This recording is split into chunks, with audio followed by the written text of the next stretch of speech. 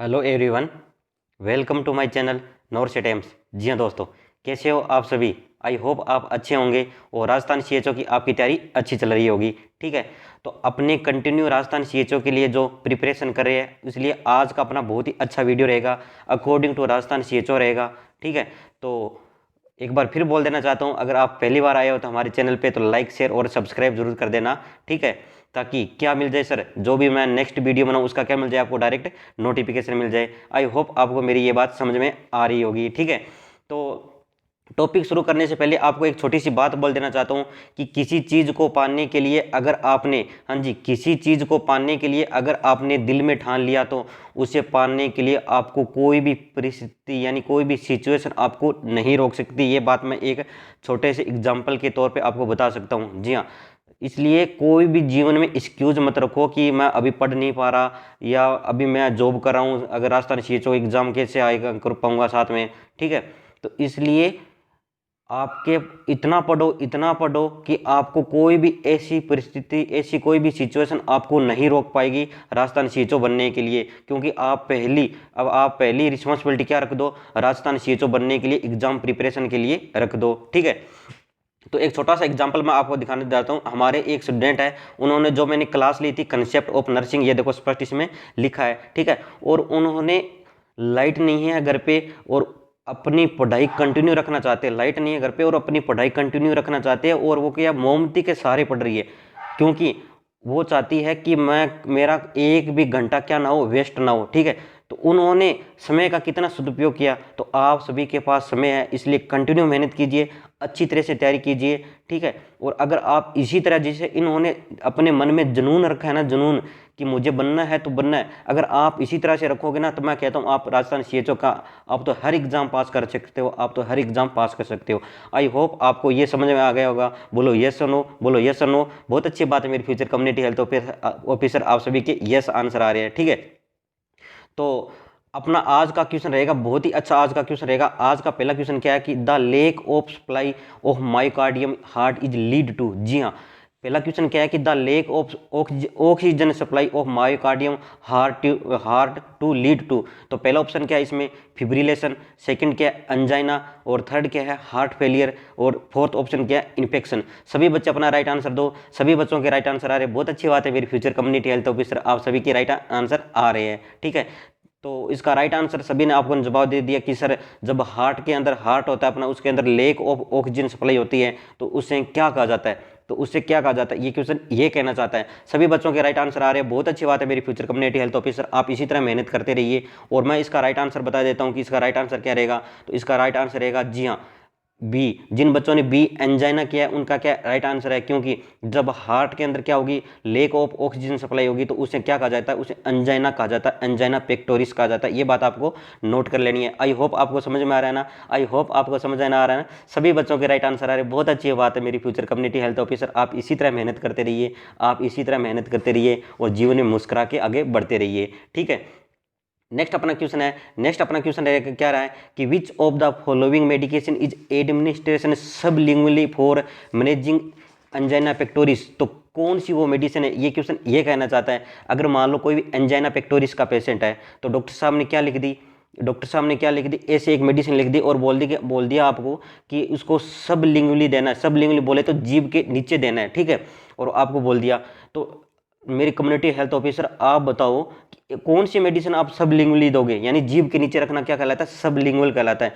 कौन सी मेडिसिन है, तो इसका मैं पहला ऑप्शन क्या रहेगा, पहला ऑप्शन क्या है, एस्पिरिन। दूसरा ऑप्शन क्या है, डाइक्लोफिनेक। और तीसरा ऑप्शन क्या है, नाइट्रोग्लिसरीन। और फोर्थ ऑप्शन है वारफरिन। सभी बच्चे अपना राइट आंसर दो और सभी बच्चों के राइट आंसर आ रहे हैं, बहुत अच्छी बात है मेरी फ्यूचर कम्युनिटी हेल्थ ऑफिसर, आप सभी के राइट आंसर देके मुझे भी खुशी अनुभव हो रही है। ठीक है, क्योंकि आपको क्या है सर, आपको ओवरऑल ज्ञान है, आपको क्या है, ओवरऑल ज्ञान है। आई होप आपको ये वीडियो अच्छा लग रहा होता, लाइक शेयर और सब्सक्राइब जरूर कर देना। ठीक है, तो इसका राइट आंसर की मैं बात कर देता हूँ कि कौन सी मेडिसिन है जो सबलिंगुअली यानी जीभ के नीचे दी जाती है। तो इसका राइट आंसर रहेगा, इसका राइट आंसर नाइट्रोग्लिसरीन। जी हाँ, नाइट्रोग्लिसरीन जो किसके मैनेजमेंट के लिए यूज की जाती है, तो याद रखना, एंजाइना पेक्टोरिस वाले पेशेंट को यूज के ट्रीटमेंट के लिए की जाती है, ट्रीटमेंट के लिए यूज की जाती है। और कैसे इसका रूट क्या रहता है, तो आपको याद रखना, सबलिंगुअली इसका क्या रहेगा सर, रूट रहेगा। ठीक है, और एंजाइना पेक्टोरिस के बारे में याद रखना, ये 15 मिनट तक दे सकते हैं, 5-5 मिनट के तहत इसको देना है, बीच में 3 मेडिसिन देनी है, ठीक है। और ये किससे रिलीव करती है, एंजाइना पेक्टोरिस यानी चेस्ट पेन को रिलीव करती है। ये बात आपको नोट कर लेना। आई होप आपको समझ में आ रहा है ना, आई होप आपको समझ में आ रहा है ना। बहुत अच्छी बात है मेरी फ्यूचर कम्युनिटी हेल्थ ऑफिसर, आप सभी के क्या रहे राइट आंसर आ रहे हैं, आपको भी समझ में आ रहा है और आपके यस आंसर आ रहे हैं, ठीक है। तो लेके चलता हूँ अपना नेक्स्ट क्वेश्चन। जी हाँ, नेक्स्ट छोटे छोटे क्वेश्चन है और इन्हीं क्वेश्चनों से सिलेक्शन होता है, ये बात आपको नोट कर लेना है। क्योंकि अपने क्या कर देते हैं, इन छोटे छोटे क्वेश्चनों को इग्नोर कर देते हैं। और राजस्थान सीचो एक ऐसा है कि उसमें आपको इतना डीप नहीं पूछा जाएगा, मैं फिर बोल देना चाहता हूँ, इसमें आपको कोई भी डीप नहीं पूछा जाएगा, सुपरफिशियली पूछा जाएगा, सुपरफिशियली। और उसी को मैं तैयारी करवा रहा हूँ ताकि आपका कोई भी क्वेश्चन ना हो क्या सर रॉन्ग ना हो, ठीक है। तो अपना आज का नेक्स्ट क्वेश्चन है कि so can be define is. जी हाँ, शोक किससे डिफाइन करेंगे, ठीक है। शोक वो शोक नहीं जो कहते अरे यार मेरे तो शोक लग गया, वो शोक नहीं। शोक एक डिजीज है, ठीक है, शोक एक सिम्टम है, उसमें कैसे डिफाइन करेंगे, हाइपोटेंशन के द्वारा, हाइपोपरफ्यूजन ऑफ टिश्यू के द्वारा, नेक्स्ट ऑप्शन है कि हाइपोक्सीमिया के द्वारा, या ऑल ऑफ द अबो के द्वारा, या ऑल ऑफ द अबो के द्वारा। सभी बच्चे अपने राइट आंसर दो, सभी बच्चे अपना राइट आंसर दो, और सभी बच्चों के राइट आंसर आ रहे हैं। बहुत अच्छी बात है मेरी फ्यूचर कम्युनिटी हेल्थ ऑफिसर, आप इसी तरह मेहनत करते रहिए कि so can be define is. तो इसका राइट आंसर आप सभी ने दे दिया और मैं भी इसका राइट आंसर बता देता हूं, ठीक है, कि so can be define is. तो इसका राइट आंसर रहेगा, इसका राइट आंसर रहेगा मेरे community health officer all of the above. जी हाँ, ऑल ऑफ द अबो। सो के अंदर सभी सिम्टम इसमें क्या होते हैं सर, प्रेजेंट होते हैं, ठीक है। कौन से होता है, हाइपोटेंशन। अगर किसी को शोक हो गया तो उसमें हाइपोटेंशन होगा, बीपी हमेशा कम होगी, ज़्यादा ना होगी, ये बात आपको नोट कर लेनी। नेक्स्ट क्या है, हाइपोपरफ्यूजन ऑफ टिश्यू। जी हाँ, नेक्स्ट क्या है, hypoperfusion of the tissue. Tissue के अंदर क्या हो जाएगा, ब्लड सप्लाई डिक्रीज हो जाएगी। जब ब्लड सप्लाई डिक्रीज हो जाएगी तो उस टिश्यू में क्या हो जाएगा, हाइपोपरफ्यूजन हो जाएगा, उसमें क्या होगी, ऑक्सीजन सप्लाई नहीं होगी। और जब ऑक्सीजन सप्लाई नहीं होगी ब्लड के द्वारा तो उसमें क्या होगा, हाइपोक्सीमिया होगा, हाइपोक्सीमिया होगा। और हाइपोक्सीमिया का अर्थ आप नहीं भूलना, अगर हाइपोक्सीमिया होता है अर्थ होता है कि ब्लड में ऑक्सीजन का लेवल क्या हो जाए, कम हो जाए, ठीक है। ये बात आपको नोट कर लेना, ठीक है। और नेक्स्ट है ऑल ऑफ द अबो। तो इसका राइट आंसर रहेगा ऑल ऑफ द अबो, यानी कि ये सभी शोक में प्रेजेंट हो गया। आई होप आपको समझ में आ रहा है ना, आई होप आपको ये क्वेश्चन समझ में आ गया ना। बहुत अच्छी बात है, आप सभी के क्या आ रहे हैं, राइट आंसर आ रहे हैं मेरे फ्यूचर कम्युनिटी हेल्थ ऑफिसर। आप इसी तरह मेहनत करते रहिए, आपका सिलेक्शन 100% लेता हूँ, मेरे से लिखवा लो, एफिडेविट बनवा लो, आपका सिलेक्शन श्योर है, क्योंकि आप कंटिन्यू मेहनत कर रहे हो, ठीक है। लेके चलता हूँ अपना नेक्स्ट क्वेश्चन। जी हाँ, नेक्स्ट क्वेश्चन क्या है कि नेक्स्ट क्वेश्चन सर है कि absence of living spermatozoa in semen is called. हाँ जी, इसका क्वेश्चन क्या है कि absence of the living spermatozoa in semen is called, इसे क्या कहा जाता है, ये क्वेश्चन ये कहना चाहता है, ठीक है। तो इसके अंदर पहला ऑप्शन क्या है, तो इसमें पहला ऑप्शन मैं बात करता हूँ कम्युनिटी हेल्थ ऑफिसर, इसमें पहला ऑप्शन है ओलिगोस्प्रीमिया। जी हाँ, पहला ऑप्शन क्या है, ओलिगोस्प्रीमिया। और नेक्स्ट दूसरा ऑप्शन क्या है, ओलिगोजूस्प्रीमिया, ठीक है। और थर्ड ऑप्शन क्या है, एजूस्प्रीमिया। और नेक्स्ट है नॉन ऑफ द अबो, यानी कि इनमें से कोई नहीं। सभी बच्चे अपना राइट आंसर दो, सभी बच्चे अपना राइट आंसर दो, और सभी बच्चों के राइट आंसर आ रहे हैं, क्योंकि आपको ओवरऑल ज्ञान है, आपको ओवरऑल ज्ञान है, क्योंकि आप किसके स्टूडेंट हो, आप नॉर्थ सिटी एम्स चैनल के स्टूडेंट हो जो बलराम प्रजापति चला रहे हैं, ठीक है। तो absence of living spermatozoa in semen is called is.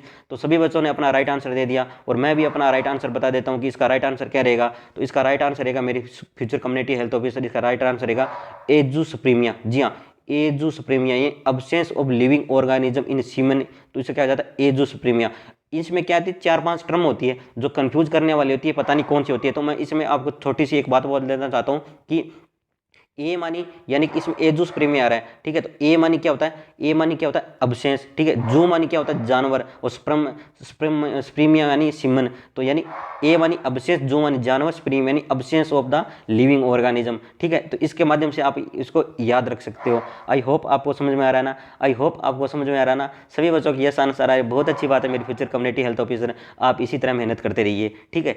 तो लेके चलता हूँ अपना नेक्स्ट क्वेश्चन। जी हाँ, लेके चलता हूँ अपना नेक्स्ट क्वेश्चन। और नेक्स्ट क्वेश्चन क्या रहेगा मेरे फ्यूचर कम्युनिटी हेल्थ ऑफिसर, तो नेक्स्ट क्वेश्चन रहेगा कि what is the function of the tear gland. जी हाँ, जो अपने आंसू होते हैं, जब अपने आंसू होते हैं आंख में क्या होती है, टीयर ग्लैंड होती है, ठीक है। उसका फंक्शन क्या होता है ये पूछना चाहता है। आंसू केवल रोने के काम नहीं आते, जब आप रोते हो, जब कोई क्राई करता है तो आंसू आते हैं, तो उसका आंसू आने का मतलब क्या होता है, उसमें कोई भी एक साइंटिफिक लॉजिक होता है, और साइंटिफिक लॉजिक ये क्वेश्चन आपसे पूछना चाहता है कि what is the function of the tear gland. तो इसमें पहला ऑप्शन है कि मोस्ट इन द कॉर्निया, ठीक है, यानी मॉइस्चर इन द कॉर्निया, ठीक है। नेक्स्ट दूसरा ऑप्शन है कि destroy in the microbe to some extent, और थर्ड है कि बोथ ए एंड बी और नेक्स्ट है नॉन ऑफ द दीज, यानी इनमें से कोई नहीं। सभी बच्चे अपना राइट आंसर दो, सभी बच्चे अपना राइट आंसर दो, सभी बच्चों के राइट आंसर आ रहे हैं। बहुत अच्छी बात है मेरी फ्यूचर कम्युनिटी हेल्थ ऑफिसर, आप सभी कितनी मेहनत करे हो और आप सभी का क्या राइट आंसर आ रहा है, क्योंकि मेहनत के साथ आप सभी के राइट आंसर आ रहे हैं। ठीक है, तो function of the tear gland, तो आप सभी ने राइट आंसर दे दिया और मैं भी इसका राइट आंसर बता देता हूं कि इसका राइट आंसर क्या रहेगा। तो इसका राइट आंसर रहेगा मेरी फ्यूचर कम्युनिटी हेल्थ पे सी, जी both A and B, both A and B इसका क्या राइट आंसर है। ठीक है, जो अपना टीयर ग्लैंड होती है, जो आंसू वाली ग्लैंड होती है, उसका जो कॉर्निया को मॉइस्चर करने का भी काम आता है। और क्या काम आता है, तो याद रखना ये डिस्ट्रॉय इन द माइक्रोब सब एक्सटेंट, जो अपने आंख में जो भी माइक्रो ऑर्गेनिज्म चल जाता है उसको डिस्ट्रॉय करने का भी काम आ जाता है। आई होप आपको समझ में आ गया ना। बहुत अच्छी बात है मेरी फ्यूचर कम्युनिटी हेल्थ ऑफिसर, अच्छी बात है। ठीक है, लेके चलता हूं अपना नेक्स्ट क्वेश्चन। जी हाँ, नेक्स्ट क्वेश्चन क्या है कि इन केयरिंग ऑफ क्लाइंट, जी हाँ, इन caring of client cataract surgery, जो आंख में क्या होती है कैटेरेक्ट सर्जरी होती है, जो किसी मोस्ट कॉमन किसी में पाई जाती है, ओल्ड एज में पाई जाती है। ठीक है, in caring of the cataract surgery the nurse should be notify the community health officer. जी हाँ, आपको नोटिफाई करेगा सीएचओ साहब, आपको नोटिफाई करेगी कौन है, नर्स करेगी। कौन सी ऐसी कंडीशन आ गई तो सीएचओ साहब को तुरंत नोटिफाई करेगी कौन, नर्स। ये क्वेश्चन ये पूछना चाहता है कि in caring of the client cataract surgery the nurse should be notify community health officer is the client has. तो इसमें पहला ऑप्शन क्या है, ब्लर विजन, दूसरा ऑप्शन है ग्लेयर, थर्ड ऑप्शन है आई पेन और नेक्स्ट ऑप्शन है इचिंग। सभी बच्चे अपना राइट आंसर दो और सभी बच्चों के राइट आंसर आ रहे हैं। बहुत अच्छी बात है मेरी फ्यूचर कम्युनिटी हेल्थ ऑफिसर, इसका आपने राइट आंसर दे दिया। ठीक है, कि ऐसी कौन सी कंडीशन है जो कैटेरेक्ट सर्जरी के बाद नर्स नोटिफाई करेगी सीएचओ साहब को। तो इसका राइट आंसर आपने दे दिया और मैं भी अपना राइट आंसर बता देता हूं कि इसका क्या है, इसका राइट आंसर है। और इसका राइट आंसर रहेगा मेरी future community health officer C, यानी I option, I pen.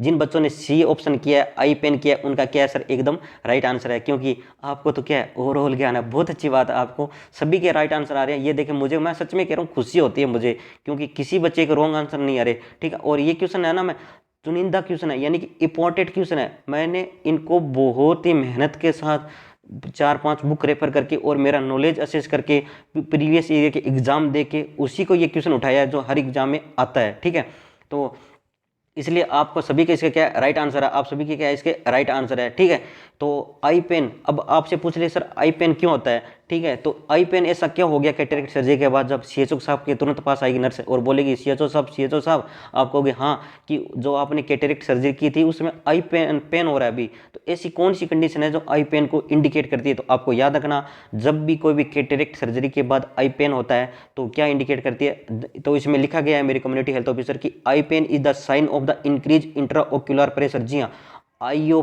IOP को क्या करता है, इंडिकेट करता है आई पेन। ठीक है, and eye infection should be notify the community health officer in the immediately. ये बात आपको नोट कर लेना और आपको याद रखना आईओपी खतरनाक होता है अगर बढ़ गया किसी में। ठीक है, और नॉर्मल आईओपी लेवल कितना होता है, जो मैंने पहले भी बता दिया कितना होता है, 10 से 21 mm ऑफ एचजी। आपको याद है ना, आपको याद है ना, क्योंकि मैं पिछले वाले टेस्ट में भी पूछा था और नेक्स्ट टेस्ट भी अपने संडे को है, इसलिए कंटिन्यू मेहनत करते रहना। संडे का मॉक टेस्ट रहेगा, 100 नंबर का मॉक टेस्ट रहेगा और मैं चाहता हूं कि इस 100 नंबर के टेस्ट में आपको 100 नंबर आने चाहिए। जब मुझे खुशी होगी और सभी बच्चे मेरे साथ स्कोर शेयर कर रहे हैं, तो जब भी मेरे को टाइम मिलेगा मैं सभी बच्चों को बताऊंगा कि आपको कैसे एग्जाम पास करना है, आप कितने लेवल पे हो। करोगे ना सभी, अपना स्कोर शेयर करोगे ना, बहुत अच्छी बात है।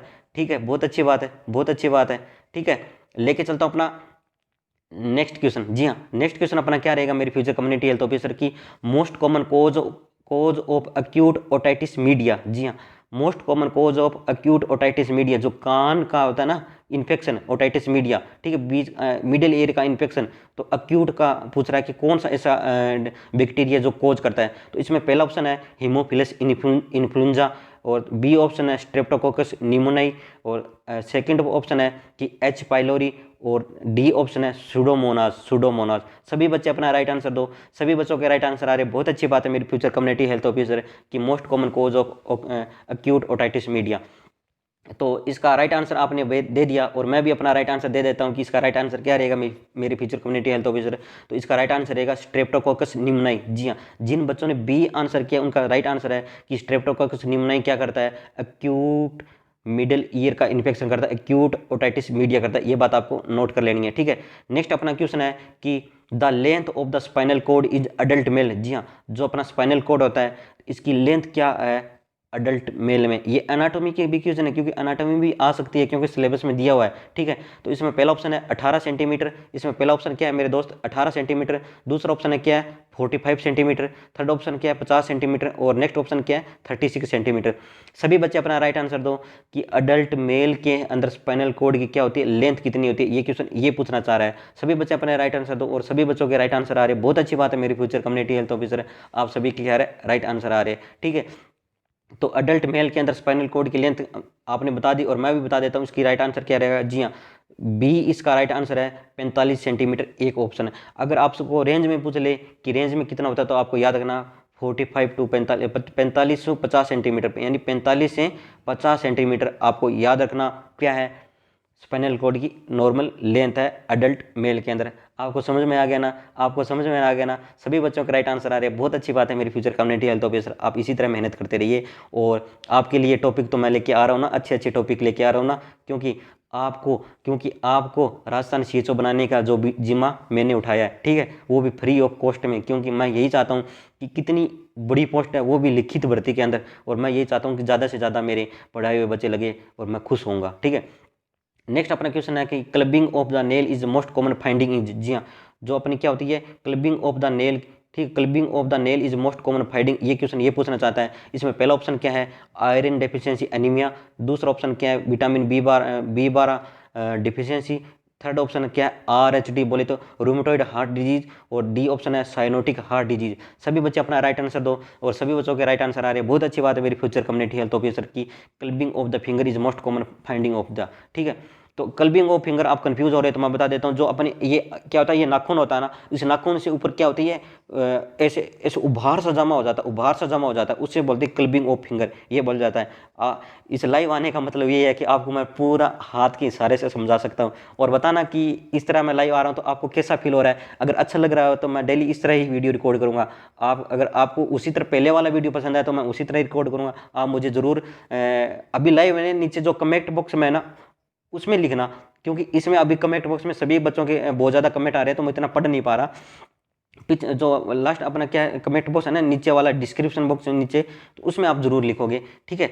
और इसका राइट आंसर आप सभी ने दे दिया और मैं भी अपना राइट आंसर दे देता हूँ, बहुत अच्छी बात है मेरी फ्यूचर कम्युनिटी हेल्थ ऑफिसर, इसका आपने राइट आंसर दे दिया। तो इसका राइट आंसर रहेगा साइनोटिक हार्ट डिजीज, जी हाँ, इसका डी ऑप्शन सही है। जिन बच्चों ने डी ऑप्शन दिया उनका क्या एकदम राइट आंसर है और इनका सिलेक्शन भी श्योर है, ठीक है। तो साइनोटिक हार्ट डिजीज, और साइनोटिक हार्ट डिजीज यानी कि जो क्लबिंग ऑफ फिंगर, इसमें थोड़ा सा टाइपिंग गलत होगी, यानी ये क्या है clubbing of finger meaning is the large, यानी meaning of the large terminal in the, ठीक है, लार्ज टर्मिनल इन फिंगर, जो मैंने बता दिए जो फिंगर की लार्ज ये टर्मिनल है ना एरिया, इसको बोलते हैं, ठीक है।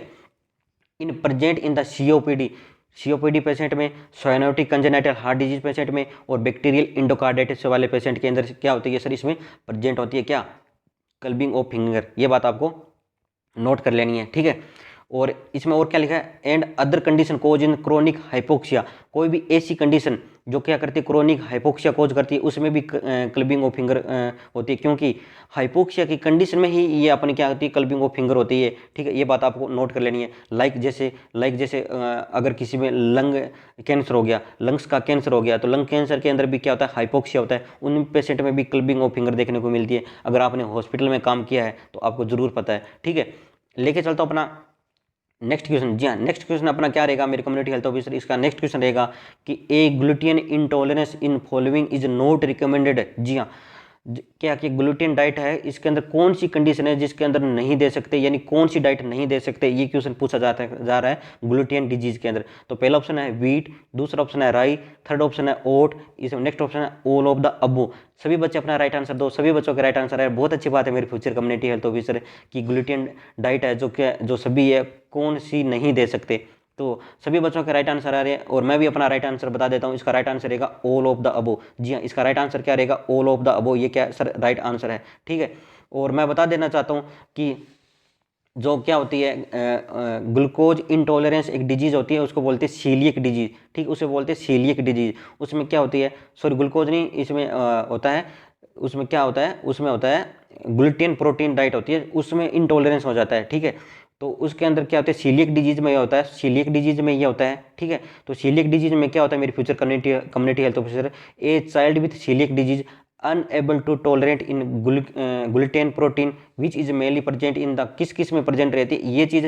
हर एग्जाम में ये क्वेश्चन बना हुआ है कि कौन सी डाइट अपने को नहीं देनी, किस में, सीलिक डिजीज में। पहला है ब्रेली, पहला है वीट, पहला ऑप्शन क्या है वीट यानी गेहूँ, मैं हिंदी में बता देता हूँ। नेक्स्ट है ब्रेली, नेक्स्ट है क्या है ब्रेली, ठीक है, BARY ठीक है, ब्रेली है, ठीक है। तो ब्रेली का अर्थ होता है जौ, ठीक है। नेक्स्ट है राई, ठीक है, राई भी आप जानते हो। नेक्स्ट है ओट, ओट यानी सॉरी ब्रेली, ठीक है। नेक्स्ट है ओट, नेक्स्ट क्या है, नेक्स्ट क्या है ओट, नेक्स्ट क्या है ओट। ये हिंदी में थोड़ा सा मिस्टेक हो गया, तो आप इंग्लिश में याद रखना वीट, ब्रेली, राई एंड ओट, ये बात आपको नोट कर लेनी है, ठीक है। ये सभी चीज़ अपने सीलियक डिजीज वाले पेशेंट को नहीं देते, क्योंकि इनमें क्या होता है, इनमें क्या होता है आपको याद रखना, इनमें जो क्या होता है सीलियक डिजीज में, इसमें टॉलरेंट कि unable to tolerate gluten diet, ये बात आपको नोट रख लेनी है, ठीक है। आई होप आपको समझ में आ गया ना सभी बच्चों की, यह सारा सारा है, बहुत अच्छी बात है मेरी फ्यूचर कम्युनिटी हेल्थ ऑफिसर। और आज का अब इसके अंदर मैंने साथ में क्या ऐड किया था, इसमें क्या ऐड किया था मैंने, राजस्थान जीके भी ऐड किया था, क्योंकि राजस्थान जीके भी आपको पढ़ाना मेरा ज़रूरी है, क्योंकि आपको सिलेक्शन मुझे करवाना है और ये रिस्पॉन्सिबिलिटी मैंने उठाई है।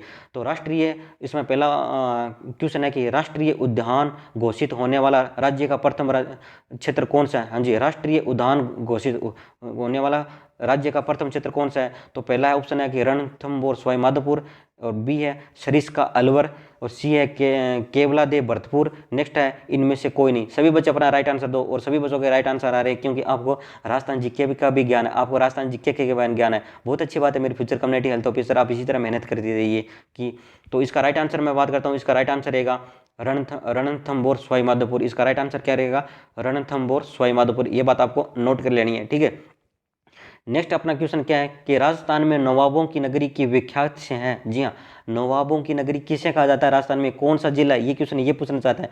और याद रखना जो इस जिले से बिलोंग रखते हैं और मेरे स्टूडेंट हैं, अगर आपका सिलेक्शन हो जाता है तो जरूर मेरे से मिलने आओगे मिठाई का डब्बा लेके, ठीक है, जरूर आओगे ना, बहुत अच्छी बात है। तो इसमें पहला ऑप्शन है भरतपुर, दूसरा ऑप्शन है सिरोही, तीसरा ऑप्शन है अजमेर, और फोर्थ ऑप्शन है टोंक। सभी बच्चे अपना राइट आंसर दो कि नवाबों की नगरी किसे कहा जाता है। सभी बच्चों के राइट आंसर आ रहा है, बहुत अच्छी बात है मेरी फ्यूचर कम्युनिटी हेल्थ ऑफिसर, आप इसी तरह मेहनत करते रहिए, ठीक है। तो नवाबों की नगरी में आपने बता दिया, और मैं भी अपना राइट आंसर बता देता हूँ। इसका राइट आंसर रहेगा टोंक। जी हाँ, टोंक को क्या कहा जाता है, नवाबों की नगरी कहा जाता है, ये बात आपको नोट कर लेनी है, ठीक है।